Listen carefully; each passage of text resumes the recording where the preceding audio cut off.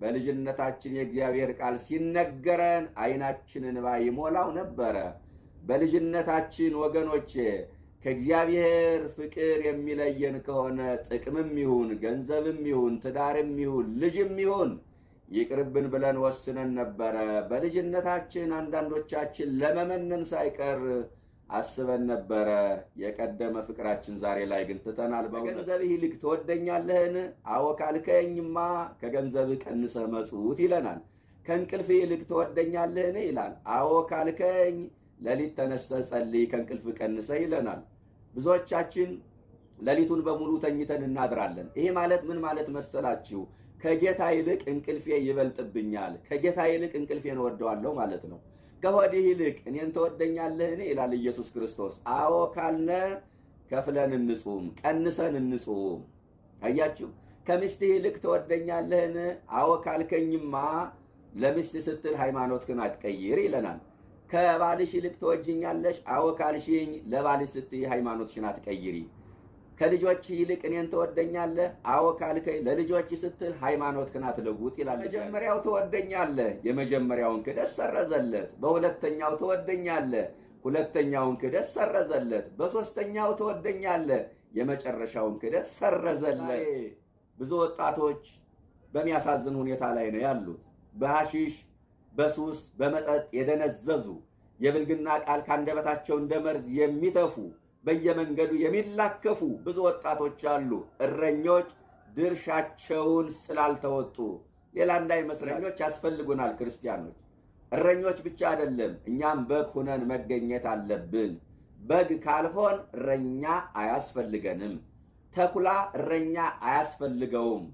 እረኞችን ካልተቀበልነ በግነታችን ያጠራጥረናል። በደከምንበት ሰዓት፣ በዛልንበት ሰዓት አደራችን ወርውረን ተስፋ ቆርጠን ጥለን ለመሄድ ባሰብንበት ሰዓት ትወደኛለህን የሚለው ቃል በጆሮአችን ሊያቃጭል ይገባል።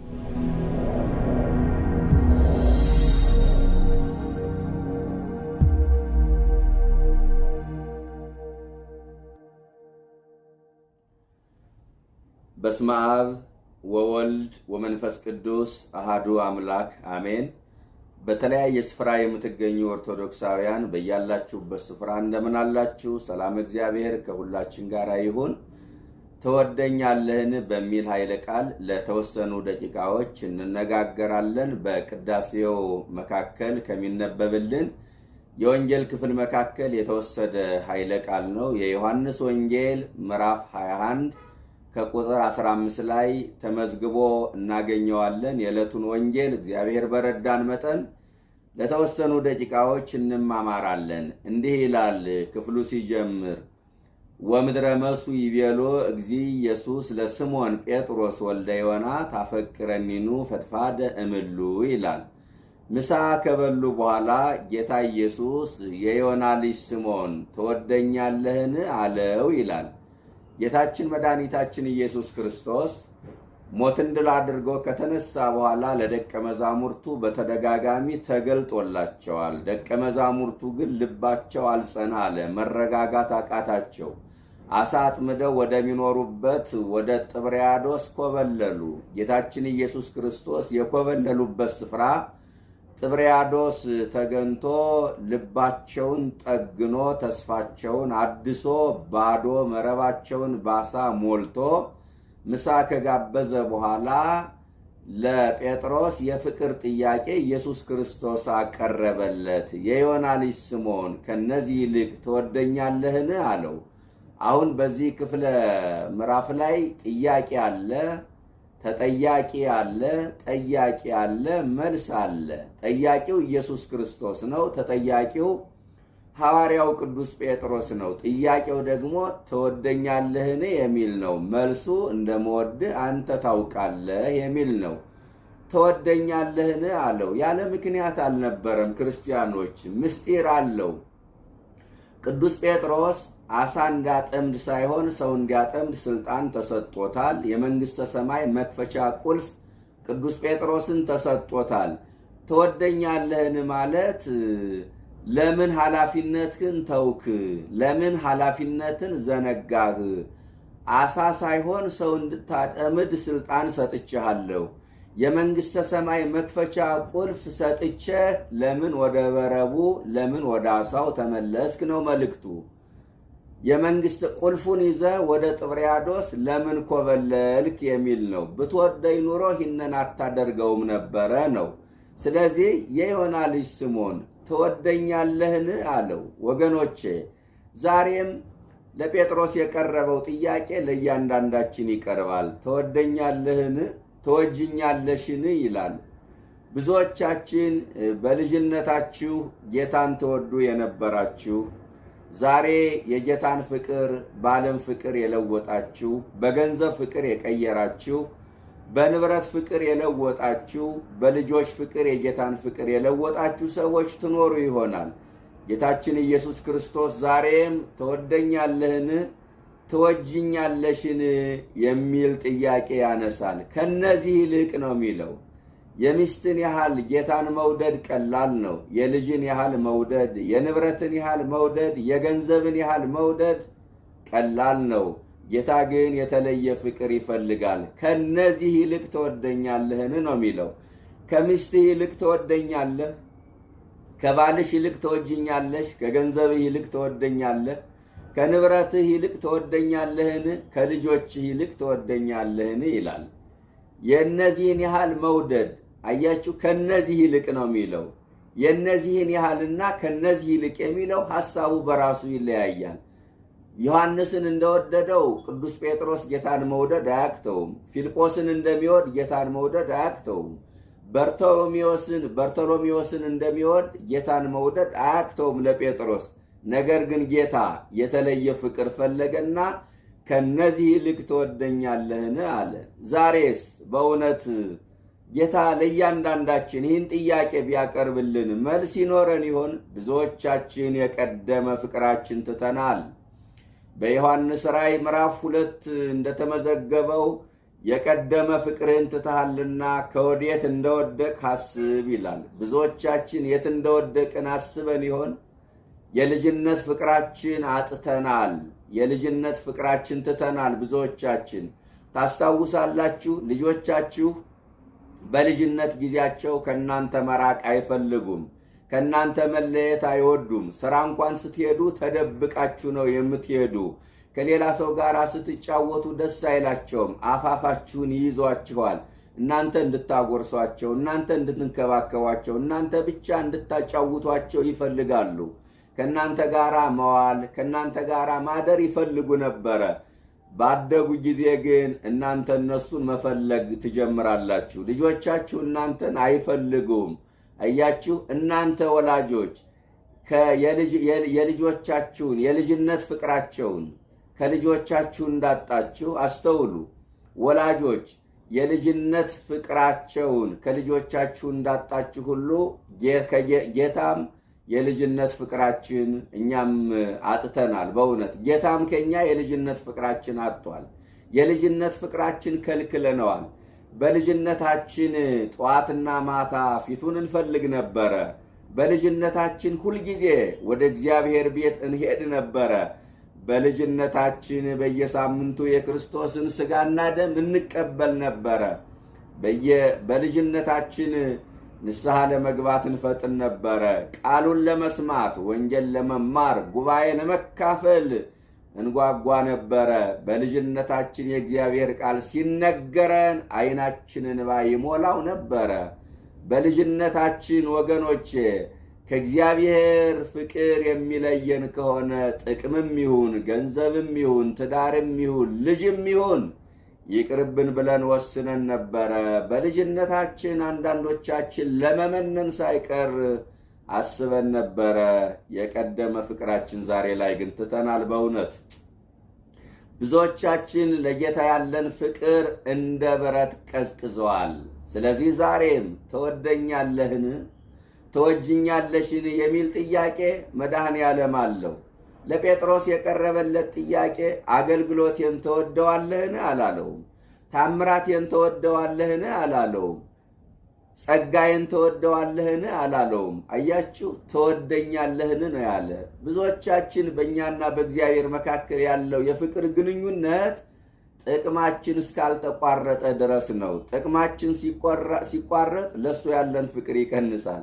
ታምራቱ ሲቋረጥብን፣ ጸጋው ሲቋረጥብን ለእሱ ያለን ፍቅር ይቀንሳል። አያችሁ፣ ዛሬም ጌታ ታምራቴን ተወደዋለሁ ቢል አዎ ነው መልሳችን። ጸጋዬን ተወደዋለሁ ቢለን አዎ ነው መልሳችን። እሱን ለመውደድ ግን ምን ያህል እርግጠኞች ነን? ቆም ብለን ማሰብ መቻል አለብን። አሁንም ለጴጥሮስ ጌታ ምን አለው? አገልግሎቴን ማን ነው በጎችን ትወዳለህ አላለውም። ጠቦቶችን ግልገሎችን ትወዳለህ አላለውም። እኔን ትወደኛለህን ነው ያለ። አያችሁ፣ ጠቦቶችን፣ በጎችን፣ ጠቦቶችን እንዲሁም ግልገሎችን ለመውደድ መጀመሪያ ጌታን መውደድ ያስፈልጋል። ጌታን የማይወድ ምዕመናንን ይወዳል ተብሎ እንዴት ይታሰባል ወገኖቼ? ስለዚህ የዮና ልጅ ስምዖን ከነዚህ ይልቅ ትወደኛለህን ይላል። ከገንዘብህ ይልቅ ትወደኛለህን? አዎ ካልከኝማ ከገንዘብህ ቀንሰህ መጽውት ይለናል። ከእንቅልፍ ይልቅ ትወደኛለህን ይላል። አዎ ካልከኝ ሌሊት ተነስተህ ጸልይ ከእንቅልፍ ቀንሰህ ይለናል። ብዙዎቻችን ሌሊቱን በሙሉ ተኝተን እናድራለን። ይሄ ማለት ምን ማለት መሰላችሁ? ከጌታ ይልቅ እንቅልፌ ይበልጥብኛል፣ ከጌታ ይልቅ እንቅልፌን እወደዋለሁ ማለት ነው። ከሆድህ ይልቅ እኔን ትወደኛለህን ይላል ኢየሱስ ክርስቶስ። አዎ ካልነ ከፍለን እንጹም፣ ቀንሰን እንጹም። አያችሁ፣ ከሚስትህ ይልቅ ትወደኛለህን? አዎ ካልከኝማ ለሚስት ስትል ሃይማኖትህን አትቀይር ይለናል። ከባልሽ ይልቅ ትወጂኛለሽ? አዎ ካልሽኝ ለባልሽ ስትይ ሃይማኖትሽን አትቀይሪ። ከልጆች ይልቅ እኔን ትወደኛለህ? አዎ ካልከኝ ለልጆች ስትል ሃይማኖትህን አትለውጥ ይላል እግዚአብሔር። ብዙዎቻችን ብዙ ነገር ጣዖት ሆኖብናል። አያችሁ፣ ጣዖት ከሆኑብን ነገሮች መለየት መቻል አለብን። ከምን ወዳቸው ጣዖት ከሆኑብን ነገሮች ተለይተን ለጌታ የተለየ ፍቅር ልንሰጠው ይገባናል። ከነዚህ ይልቅ ትወደኛለህን አለ ጌታችን ኢየሱስ ክርስቶስ ለቅዱስ ጴጥሮስ። ያን ጊዜ ሐዋርያው ጴጥሮስ የሰጠው መልስ የሚገርም ነው። ጌታ ሆይ እንደምወድ አንተ ታውቃለህ አለው። በዚህ ውስጥ ትሕትናን እናገኛለን። በዚህ ውስጥ ትናንትን ማየት እናገኛለን። ትናንት ፎክሮ ክዶታል። ስለዚህ የትናንት ማንነቱን እያስታወሰ ነው ጴጥሮስ። በዚህ ውስጥ ምን እናገኛለን? ራስን ማወቅ። አያችሁ፣ ራስን ማወቅ እናገኛለን። ትሕትናን እናገኛለን። ትናንትን ማስታወስ እንችልበታለን። ይህንን ኃይለ ቃል ጴጥሮስ እነዚህን ሁሉ የተረዳ ይመስላል። ከእነዚህ ይልቅ ትወደኛለህ ስለው ጌታ ሆይ እንደምወድህ አንተ ታውቃለህ። ዕውቀቱን ለእግዚአብሔር ሰጠ። የልቤን ታውቀዋለህ ማለቱ ነው። እኔ የምወድህ ይመስለኛል፣ አንተ በምትለይ ልክ ግን የምወድህ አይመስለኝም። ስለዚህ ለአንተ ትቼዋለሁ ጉዳዩን፣ አንተ የልቤን ታውቀዋለሁ እያለ ነው። ምክንያቱም ትምክህት ምን አይነት ፈተና ይዞበት እንደመጣ ሐዋርያው ቅዱስ ጴጥሮስ ያውቃል። በጸሎተ ሐሙስ ምሽት በስቅለቱ ዋዜማ ደቀ መዛሙርቱን ሁላችሁም ትክዱኛላችሁ አላቸው። ያን ጊዜ ቅዱስ ጴጥሮስ ምን አለ? እመይ ኩሎሙ ክህዱከ አንሰ ይክህደከ፣ ሁሉም ቢክዱህ እኔ ከቶ አልክድህም አለ። ዶሮ ሳይጮህ 3 ጊዜ ትክደኛለህ አለው። ወዲያውኑ ቅዱስ ጌታችን ኢየሱስ ክርስቶስ በአይሁድ እጅ ተያዘ። ደቀ መዛሙርቱ ጥለውት ሸሹ። ያን ጊዜ ሐዋርያው ቅዱስ ጴጥሮስ የተናገሩት ከሚጠፋ ይባል የለ ወገኖች፣ ከሩቅ መከተል ጀመረ። አንዲት ሴት አገኘችውና ከኢየሱስ ጋር ነበርክ ስትለው አላውቅም አላት። ሁለተኛም ከኢየሱስ ጋር ነበርክ አለችው። አላውቅም አላት። ለሶስተኛ ጊዜ ከኢየሱስ ጋር ነበርክ፣ ወነገርከ ያየውቀከ ከመ ገሊላዊ አንተ፣ ንግግርህም ያስታውቅብሃል የገሊላ ሰው እንደሆንክ አለችው። የገሊላ ሰዎች የገጠር ሰዎች ናቸው፣ በንግግራቸው ይታወቃሉ። ንግግርህ ያስታውቅብሃል ስትለው የምትይውን ሰውዬ አላውቅም አለ ጴጥሮስ። አያችሁ፣ ስሙን እንኳን መጥራት አልፈለገም። በቂሳርያ ከተማ ግን ምን ብሎት ነበረ? አንተ ክርስቶስ የሕያው እግዚአብሔር ልጅ ነህ ብሎ በተናገረበት አንደበቱ ቅዱስ ጴጥሮስ ምን አለ? የምትዩን ሰውዬ አላውቀውም አለ። በጀመረው መጨረስ ሐዋርያው ጴጥሮስ አልፈለገም። የሕይወት ቃል አንተን ትተን ወዴት እንሄዳለን ብሎ በተናገረበት አንደበቱ ቅዱስ ጴጥሮስ የምትዩን ሰውዬ አላውቅም አለ። አያችሁ፣ ባረፈደበት ማምሸት አልፈለገም። ቅዱስ ሄኖክ ምን ይላል? ብፁዕ ዘይመውትን ዘጻድቅ ወኄር፣ በደግነቱ በጽድቁ የሚጨርስ ሰው ምን ያህል የታደለ ነው ይላል። አሁን ብዙዎቻችን የተቸገርነው በጀመርነው መጨረስ አቃተን፣ ባረፈድንበት ማምሸት አቃተን። ይሄ ብዙዎቻችን ችግር ነው። አሁን ሐዋርያው ጴጥሮስን ለመውቀስ አይደለም፣ በእውነት የሚወቀስም አባት አይደለም። እንዲያው ከቀደሙ አባቶቻችን ከድክመታቸውም ከጥንካሬያቸውም እኛ ለመማር ያስችለን ዘንድ አንዳንድ ጊዜ ድክመት የሚመስል ታሪካቸውን እናነሳለን እንጂ በእኛ አንደበት ሐዋርያው ጴጥሮስ የሚወቀስ አባትም አይደለም። ለምን ካላችሁኝ ቅዱስ ጴጥሮስ እኮ በ55 ዓመቱ እኮ ነው የመነነ። እናንተ ታስታውሳላችሁ። በገሊላ ባህር አሳ ሲያጠምድ ኢየሱስ ክርስቶስ አገኘው። ምን አለው? ሐዋርያው ጴጥሮስን ከገሊላ ውጣ፣ መረቡን ጣለው፣ እኔን ተከተል። ከዛሬ ጀምሮ ሰው ማጥመድ አሳ ማጥመድ ሳይሆን ሰው እንድታጠምድ ስልጣን ሰጥቼሃለሁ፣ ተከተለኝ ሲለው ምን ታበላኛለህ? የት ታኖረኛለህ? ማን ይጦረኛል? የት ታሳድረኛለህ? ሳይል ያለውን ነገር ትቶ ሐዋርያው ጴጥሮስ ክርስቶስን ተከተለ። በጣም የሚደንቃችሁ ነገር የተዋህዶ ልጆች፣ ክርስቶስ ተከተለኝ ሲለው እኔ ክርስቶስ ነኝ አላለውም እኮ። አያችሁ፣ ታምር ሲያደርግ አላየውም። ህብስት አበርክቶ ሲመግብ አላየውም። በ5 እንጀራ በ2 ዓሣ 5000 ሕዝብ መግቦ 12 መሶብ ሲያነሳ አልተመለከተውም። በባህር ላይ ሲረማመድ ባህሩን እንደ መስታወት እየረገጠ ሲያልፍበት እኮ ጴጥሮስ ጌታን አላየውም። ምን አይቶ ተከተለው? አይደንቃችሁም? እምነቱ ክርስቲያኖች፣ ሳያዩ የሚያምኑ ብፁዓን ናቸው ማለት እኮ ይሄ ነው። በቃና ዘገሊላ ውሃውን ወደ ወይን ለውጦ የተጠሙትን ሲያጠጣ እኮ ጴጥሮስ ኢየሱስ ክርስቶስን አላየውም። እኔ ጌታ ነኝ፣ እኔ ከሰማያ ሰማያት የወረድኩ የባህሪ አምላክ ነኝ፣ ተከተለኝ ብሎ ራሱን አልገለጠለትም። ዝም ብሎ ተከተለኝ ነው ያለው። አምኖ ተከተለው።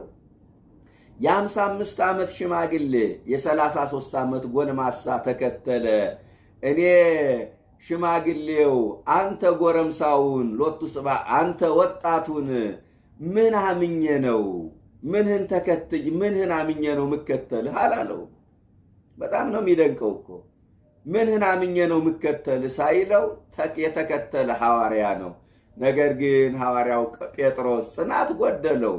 ቅዱስ ቄርሎስ ምን ይላል? እፏን ቀልቀለ መሰረተ ሃይማኖት አይደል የሚለው። ያ የሃይማኖት መሰረት ጴጥሮስ እንዴት ተናወጠ እኮ ነው የሚለው። እንዴት ተናወጠ! የሃይማኖት መሰረት ጴጥሮስ እንዴት ተናወጠ! አለትን ፀሐይ አያቀልጠውም፣ ነፋስ አይወዘውዘውም፣ ውሃም አይሸረሽረውም። ያንን አለት ማን ነው ያናወጠው ብሎ ይጠይቅና መልስ ራሱ ይሰጣል። ጴጥሮስንም ያናወጠው ትዕቢቱ ነው አለ። እመይ ኩሎሙ ክህዱ ካንሰ ይክህደከ፣ ሁሉም ከቶ ቢክዱ እኔ ከቶ አልክድህም። አያችሁ፣ እንዳልክድህ ጠብቀኝ ማለት ሲገባው ሁሉም ቢክዱ እኔ አልክድህም። ይሄ ትዕቢት ነው አለ። ስለዚህ ጴጥሮስን ያናወጠው ትዕቢቱ ነው። ርትዖ ሃይማኖት የተባለው በ13ኛው ክፍለ ዘመን የተነሳው ሊቅ ምን ይላል መሰላችሁ? ጴጥሮስ ምን አለ እኔና ጓደኞች አንክድህም ብትል ራስህን ብቅ ብቅ ወንድሞችን ዝቅ ዝቅ አደረክ፣ ከወንድሞች ቀድመህ ግን አንተ ካድክ ይለዋል። ቢያንስ እኔና ጓደኞች አንክድህም ማለት ለጴጥሮስ እንደ ትሕትና ተደርጎ ይቆጠርለት ነበረ። ጴጥሮስ ግን ሁሉም ቢክዱ እኔ ከቶ አልክድህም ነው ያለ እና ጴጥሮስን ለፈተና ያበቃው ትዕቢቱ ነው፣ ትምክህቱ ነው። ዛሬም አንዳንዶቻችን እኮ ጴጥሮስን ለመምሰል እንሞክራለን። የፈለገው ቢሆን ሃይማኖቴንማ አልቀይርም፣ እግዚአብሔርንማ አልክድም የምንል ሰዎች የለንም። እንዲህ አይነት ሰዎች እኮ አለን። ነገ ፈተና አፍጥጦ ሲመጣብን ልንክድ እንችላለን። ዋዲ ታውቀለነ ከመምን ተንከውን አለ ቅዱስ ጳውሎስ። ነገ ምን ልንሆን እንደምንችል አልተገለጠልንም። ትናንትና አማኝ የነበሩ ዛሬ ከሃዲዎች ሆነዋል። ትናንትና ከክርስቶስ ፍቅር ማን ይለየኛል ብለው የዘመሩ ሰዎች ዛሬ ከፍቅሩ ተለይተዋል። ትናንት በድንግል ማርያም ፍቅር የሰከሩ ሰዎች ዛሬ ማርያም አታስፈልግም ብለው ሂደዋል። ነገኛ ምን ልንሆን እንደምንችል አናውቅም። ትሕትና ያስፈልጋል። እንዳልክድህ ጠብቀኝ ነው የሚባለው። እንዳልክድህ እርዳኝ ነው የሚባለው። እኛ ምን አቅም አለን? እንኳን እኛ ሐዋርያው ጴጥሮስም እኮ ክዷል፣ ተፈትኗል። ወገኖቼ እንዲያውም ወደ ፈተና አታግባን የሚለው ቃል እኮ ሁልጊዜ የምንጸልየው የጸሎት ክፍል መከራ ሲመጣ መከራ ፈርቶ ክርስቶስን ከመካድ አድነን ማለት እኮ ነው ወገኖቼ። ይህ እኮ ትልቅ ጸሎት ነው። ስለዚህ ጴጥሮስ ትምክህት ምን አይነት ፈተና ይዞበት እንደመጣ ስለሚያውቅ ምን አለ? እንደምወድህ አንተ ታውቃለህ አለ። አሁን ዕውቀቱን ለፈጣሪ ሰጠ።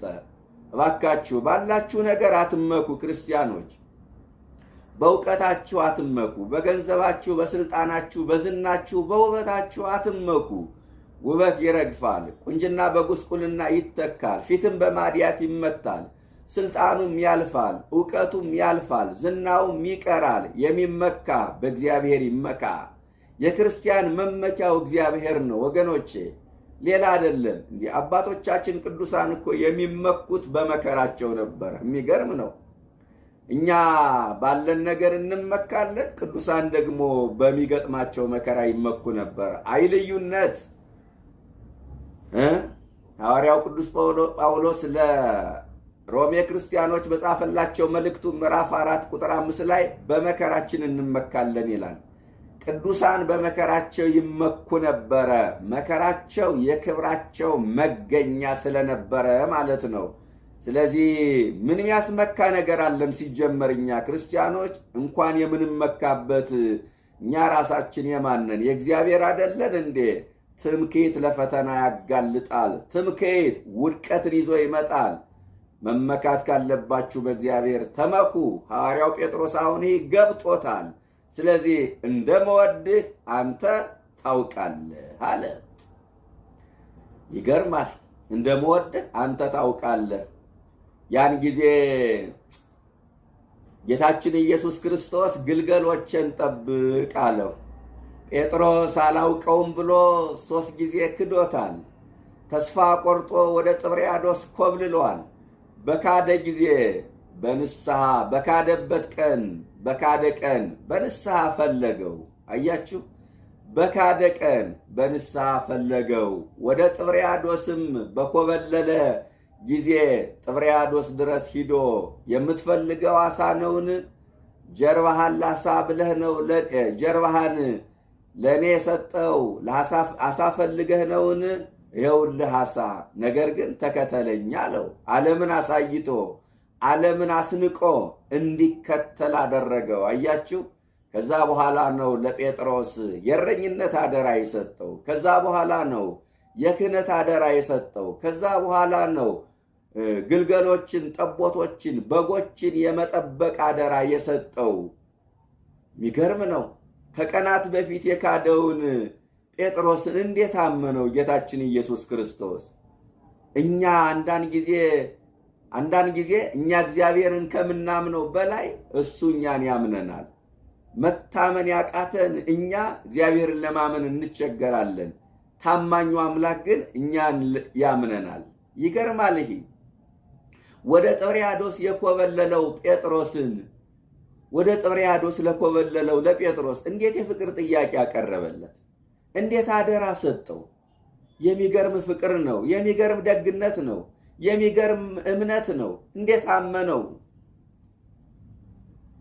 እንደምወድህ አንተ ታውቃለህ ሲለው ግልገሎችን ጠብቅ አለው። ከዛ ለሁለተኛ ጊዜ ጥያቄ አቀረበለት። ትወደኛለህን አለው። ጴጥሮስም ሐሳቡን ሳይቀይር እንደምወድህ አንተ ታውቃለህ አለው።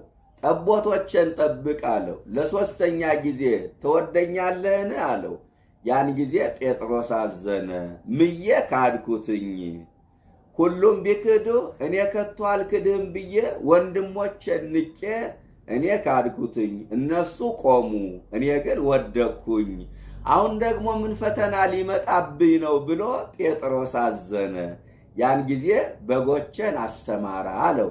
3 ጊዜ ትወደኛለህን አለው። 3 ጊዜ ክዶት ነበርና በመጀመሪያው ትወደኛለህ፣ የመጀመሪያውን ክደት ሰረዘለት። በሁለተኛው ትወደኛለህ፣ ሁለተኛውን ክደት ሰረዘለት። በሶስተኛው ትወደኛለህ፣ የመጨረሻውን ክደት ሰረዘለት።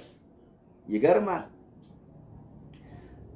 በማን ነው ግልገሎችን ጠብቅ አለው። ግልገሎችን ጠብቅ፣ ግልገሎችን ጠብቅ፣ ጠቦቶችን ጠብቅ፣ በጎችን አሰማራ አለው። ግልገሎች ቅዱሳት አንስት ናቸው። ጠቦቶች 72ቱ አርድእት ናቸው። በጎች ቅዱሳን ሐዋርያት ናቸው። አንድም ግልገሎች ሕፃናት ናቸው። ጠቦቶች ወጣቶች ናቸው። በጎቹ ጎልማሶች ወይም ደግሞ ሐዋርያት ናቸው። አንድም ግልገሎች ወጣንያን ናቸው። ጠቦቶች ማዕከላውያን ናቸው። በጎች ፍጹማን ናቸው። በክርስትና ሕይወት ወጣኒነት፣ ማዕከላዊነት፣ ፍጹምነት የሚባል ነገር አለ። ክርስቲያኖች ክርስትና እድገቱ ቀስ በቀስ ነው። መንፈሳዊ ሕይወት ልምምድ ነው። እንደው ዝም ብለን ደርሰን ከፍ የምንልበት ሕይወት አይደለም። መውደቅ አለና ወጣኒነት የሚባል ነገር አለ። መጀመሪያ ይውላችሁ ሕፃን ልጅ ዳዴ ይላል፣ ከዛ ይቆማል፣ ከዛ መራመድ ይጀምራል፣ ከዚያ ይሮጣል፣ ከዚያ መዝለል ይጀምራል። እድገቱ ቀስ በቀስ ነው። የክርስትና ሕይወትም እንዲህ ነው። ቀስ በቀስ ነው እድገቱ። ለምሳሌ ምንም ጾሞ የማያውቅ ሰው እስከ ምሽቱ 12 ሰዓት ካልጾም ሙቼ እገኛለሁ ካለ ስህተት ነው። ለምን? ትናንትና የጾም ሕይወት አልነበረውማ፣ ልምምድ አልነበረውማ። ስለዚህ መለማመድ ያስፈልጋል። መንፈሳዊ ሕይወት ልምምድ ነው። እየጣፈጠ የሚሄድ ጉዳይ ነው እና ወጣኒነት፣ ማዕከላዊነት፣ ፍጹምነት የሚባል ነገር አለ። ክርስቲያኖች ግልገሎችን ጠብቅ አለው ለሐዋርያው ለጴጥሮስ። ግልገሎቹ ያልጠነከሩ ናቸው። ለምለም ሳር ፈልገው የሚበሉ ናቸው። ክርስቲያኖች ከጠላት ማምለጥ አይችሉም። ሩጠው መቅደም አይችሉም። በጣም ለጋ ናቸው ግልገሎች። ይህ ምን ማለት መሰላችሁ? ሕፃናትን ጠብቅ የሚል አደራ አለው። ለእረኞች ሕፃናትን እንዲጠብቁ አደራ ተሰጥቷቸዋል። ብዙ እረኞች ግን ሕፃናትን በመጠበቅ ዙሪያ ኃላፊነታቸውን የዘነጉ ይመስለኛል። በቤተ ክርስቲያን አገልግሎት የሕፃናት አገልግሎት ወገኖቼ፣ በእኛ ቤተ ክርስቲያን የሕፃናት አገልግሎት ሕፃናትን የማጎር አገልግሎት ነው። ምን ማለት መሰላችሁ? በተለይ በጾመ ፍልሰታ ታስታውሱ ከሆነ አዋቂዎችን እንዳይረብሹ፣ ቅዳሴውን እንዳያውቁ ተብለው በአዳራሽ አንድ ከነሱ በእድሜ ከፍ ያለ አጫዋች ተመድቦላቸው በር ይዘጋባቸዋል። የቅዳሴው ሰዓት እስኪያበቃ ወይም የቁርባኑ ሰዓት እስኪደርስ። እንዲህ አይነት አገልግሎት የለም። ሕፃናት ማስቀደስ መቻል አለባቸው። ቢደክማቸው እንኳን እየቆሙ እየተቀመጡ ቅዳሴውን መስማት አለባቸው። የዕጣኑን መዓዛ ማሽተት አለባቸው። ስርዓቱን ማየት መቻል አለባቸው። እንዴ ስናስቀድስ እኮ 5 የስሜት ሕዋሳቶቻችን ያስቀድሳሉ አይደል የሚባለው? ዓይናችን በሚያየው ስርዓታዊ እንቅስቃሴ ያስቀድሳል። ጆሮአችን ቅዳሴውን በመስማት ያስቀድሳል። እጃችን ወንጌሉን በመሳም በመዳሰስ ያስቀድሳል። እግራችን በመቆም ያስቀድሳል። ምላሳችን የክርስቶስ ሥጋና ደም በመቅመስ ያስቀድሳል። ሕፃናቱ ይህን ሁሉ ማድረግ መቻል አለባቸው እኮ። የምን ማጎር ነው ወገኖቼ? ሌላው ለወጣቶች ብቻ አሳልፎ መስጠትም ተገቢ አይደለም። አባቶች ሕፃናትን መቅረብ አለባቸው። መምከር፣ ማስተማር አለባቸው። የአባትነት ፍቅር ማሳየት አለባቸው። እረኞች ሕፃናት ላይ ያላቸውን ኃላፊነት ዘንግተዋል፣ ብዙዎቹ ማለት ነው። ሁለተኛ ጠቦቶችን ጠብቅ። ጠቦቶች የተባሉ ወጣቶች ናቸው። ወጣቶችን መልካም እረኞች ካላገኟቸው ወገኖቼ ክፉ እረኞች ያበላሿቸዋል። እረኞች ወጣቶቹን እንዲጠብቁ አደራ ተሰጧቸዋል። ከመስመር እንዳይወጡ፣ ከቅድስና ሕይወት እንዳይወጡ፣ ወደ ዓለም እንዳይኮበልሉ፣ ዓለም ማርካ እንዳትወስዳቸው፣ በስህተት ትምህርት እንዳይወሰዱ፣ በእንግዳ ትምህርት እንዳይወሰዱ እረኞች ወጣቶችን መጠበቅ መቻል አለባቸው። ይህ ወጣትነት ዘመን አስቸጋሪ ዘመን ነው። ወጣትነት በጎ ጎኑ ሩጠን የምንቀድምበት፣ ታግለን የምናሸንፍበት፣ ተምረን ለቁም ነገር የምንበቃበት፣ ሰርተን ስኬታማ የምንሆንበት የዕድሜ ክልል ነው። በአንጻሩ ደግሞ እሳቱንና ውሃውን እሬቱንና ፍትፍቱን ለይተን የማናውቅበት የፈተናም ዘመን ጭምር ነው። ለዓይን አምሮት ለሥጋ ፍላጎት የምንገዛበት የዕድሜ ክልል ነው። ፍላጎታችን ለማሸነፍ፣ ራሳችን ለመግዛት፣ ምኞታችን ለመቆጣጠር የምንቸገርበት ዘመን ነው ወጣትነት። የወጣትነት ዘመን የነፋስ ዘመን ነው። ወይክል ያይምር ሕፃን ዘውስተ ነፍሱ፣ ብር ብር እያልነ እንደ ነፋስ እየፈጠነ ስሜታችን ብቻ የምናደምጥበት፣ ለስሜታችን የምንገዛበት ዘመን ነው እና በዚህን ጊዜ እረኞች ወጣቶችን መጠበቅ መቻል አለባቸው። ይህ ነፋስ፣ ይህ ዘመን የነፋስ ዘመን ስለሆነ ወጣቶቹን በዓይነ በደንብ መከታተል፣ በንቃት መከታተል ያስፈልጋል። ዛሬ ብዙ ወጣቶች በሚያሳዝን ሁኔታ ላይ ነው ያሉት። በሐሺሽ፣ በሱስ፣ በመጠጥ የደነዘዙ የብልግና ቃል ካንደበታቸው እንደ መርዝ የሚተፉ በየመንገዱ የሚላከፉ ብዙ ወጣቶች አሉ። እረኞች ድርሻቸውን ስላልተወጡ፣ ሌላ እንዳይመስላችሁ። እረኞች ድርሻቸውን ስላልተወጡ። ዛሬ ዘመን ልጅ የሚባለው ለምን ይመስላችኋል? ባለመታዘዙ አይደል እንዴ? አንተን ስወልድ ማይፀኔ ውሃ ሆኖ በቀረ የሚባልላቸው ስንት ልጆች አሉ። ለምን? እረኞች ስላልጠበቋቸው፣ ድርሻቸውን ስላልተወጡ፣ የእረኝነት ሥራ በወጣቶች ላይ ስላልሰሩ፣ ሌላ አይደለም። ዛሬ ብዙ ወጣቶች በእግዚአብሔር ጉባኤ ከመገኘት ይልቅ የሚገኙት በሰካራሞች ጉባኤ ነው። ብዙ ወጣቶች የሚገኙት በሴሰኞች ጉባኤ ነው። ብዙ ወጣቶች የሚገኙት በአድመኞች ጉባኤ ነው። ብዙ ወጣቶች የሚገኙት በሌቦች ጉባኤ ነው። ብዙ ወጣቶች የሚገኙት በሰካራሞች ጉባኤ ነው። ለምን? እረኞች ኃላፊነታቸውን ስላልተወጡ፣ ሌላ ምንም አይደለም። እና እረኞች አባቶቻችን ካህናት ወጣቶችን የመጠበቅ አደራና ኃላፊነት በጴጥሮስ በኩል ተሰጥቷቸዋል፣ ተሰጥቶናል። ሦስተኛው በጎችን አሰማራ ነው። በጎቹ የተባሉት ሽማግሌዎች ናቸው። እረኞች ሽማግሌዎችን ማሰማራት መቻል አለባቸው። ለሀገር ለወገን እንዲጸልዩ፣ ለሰላም ዘብ እንዲቆሙ፣ እንዲመክሩ፣ እንዲያስታርቁ፣ ታሪክ እንዲጠብቁ፣ እንዲያስጠብቁ፣ አያችሁ፣ ማሰማራት መቻል አለባቸው። እረኞችን በጎችን አስተማራ። አዎ ያስፈልጋል እንክብካቤ። ሽማግሌዎቹን ማሰማራት ይገባል። አዎ በሽምግልና ወቅት ብዙ ችግር አለ። ተስፋ መቁረጥ ሊኖር ይችላል። መበሳጨት ሊኖር ይችላል። ጉልበት ሲደክም፣ ዓይን ሲፈዝ፣ በዘመድ በወዳጅ በልጅ ሚስት መከዳት መጎዳት ሊመጣ ይችላል።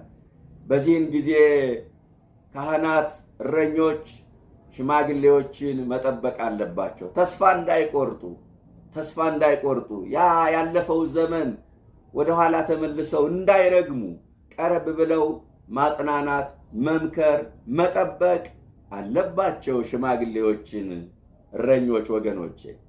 ይህ ነው እንግዲህ እረኞች ድርሻቸው ይህንን ይመስላል ወገኖቼ። እንዲህ ካለው በኋላ ተከተለኝ ነው ያለው። የሚገርም ነው። ከዛ አንድ ሐሳብ ልንገራችሁና እዚሁ ከተነበበው የወንጌል ክፍል መካከል ትምህርቴን እጨርሳለሁ። ምን አለው? ሕፃን ሳለህ ወገብህን በገዛ እጅህ ትታጠቃለህ፣ በገዛ ራስህ ትታጠቃለህ፣ ወደምትወደውም ትሄዳለህ። በሸመገልክ ጊዜ ግን እጅህን ትዘረጋለህ፣ ሌላው ያስታጥቅሃል፣ ወደማትፈልገውም ይወስድሃል አለው።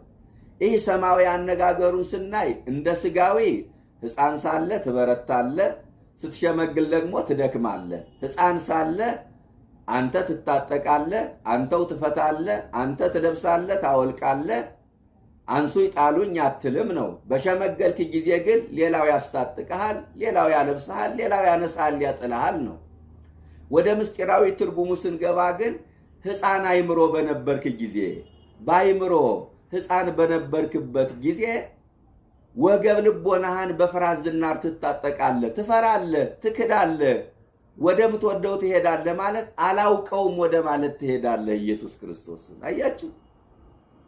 በሸመገልክ ጊዜ እጅህን ትዘረጋለህ፣ ሌላው ያስታጥቅሃል ማለት በመንፈስ ቅዱስ በበረታ ጊዜ፣ በሃይማኖት በጎለመስ ጊዜ ግን እጆችህን ለሞት ትዘረጋለህ፣ ሌላው ያስታጥቅሃል ማለት ዘቅዝቃችሁ ስቀሉ ትላለህ፣ ወደማትፈልገው ትሄዳለህ። ጴጥሮስ የማይፈልጋት ምንድን ናት? ሞት ናት። ወደዛ ትሄዳለህ አለው።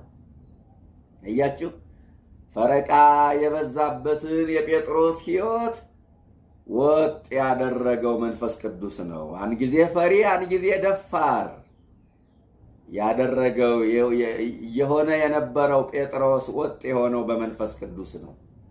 እንዴት ካላችሁ በሐዋርያት ሥራ ምዕራፍ 2 ላይ መንፈስ ቅዱስን ጴጥሮስ በተቀበለ ጊዜ ጸጋ መንፈስ ቅዱስን በተቀበለበት ቅጽበት ድምፁን ከፍ አደረገ። ጴጥሮስ ማስተማር ጀመረ። ወዲያውኑ በስብከቱ 3 ሽቦች ልባቸው ተነክቶ አመኑ፣ ተጠመቁ ይላል።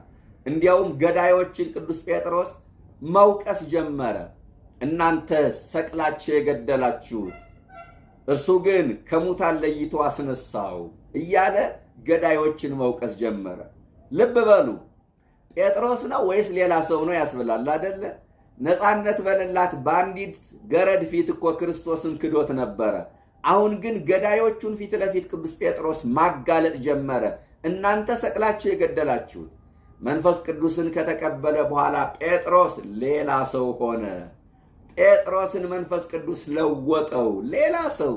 ልክ ቅዱስ አውግስጢኖስ እንደተናገረው እኮ ነው። ቅዱስ አውግስጢኖስ ወደ ክርስቶስ የመጣው ወደ ክርስትና የመጣው ከጊዜ በኋላ ነው፣ ካረጀ በኋላ ነው። እና ሁልጊዜ ቁጭት ነበረው። ምን አለ ጌታዬ ሆይ በሕፃንነት የዘመን አውቄ በሆን ኑሮ እያለ ይቆጨው ነበረ ያ ያለፈበት ዘመን። እና ከዕለታት አንድ ቀን በዝሙት የምታቀው አንዲት ሴትዮ አገኘችው እና ሲያያት ድሮ የሚያውቃት ሴት ናትና እሷን ሲያይ መሸሽ ጀመረ። ከዛ ከኋላው እየተከተለች አውግስጢኖስ አውግስጢኖስ እያለች ትጠራው ጀመር። እሱ ግን መልስ ይሰጣት አልቻለም። ከዛ አይ ባያቀኝ ይሆናል ብላ እኔ እኮ ነኝ ስትለው እኔ አይደለሁም አላት። አያችሁ፣ ተለውጧላ ጴጥሮስ። አሁን እሱ አይደለም ሌላ ሰው ሆኗል። በመንፈስ ቅዱስ ተለውጧል። መንፈስ ቅዱስን ከተቀበለ በኋላ ጴጥሮስ ሌላ ሰው ሆነ። የሚደንቅ ነው ወገኖች። የዮና ልጅ ስምዖን ትወደኛለህን? አዎ እንደምወድህ አንተ ታውቃለህ። ከዛ ግልገሎችን ጠብቅ፣ ጠቦቶችን ጠብቅ፣ በጎችን አሰማራ። እረኞች ያስፈልጉናል ክርስቲያኖች።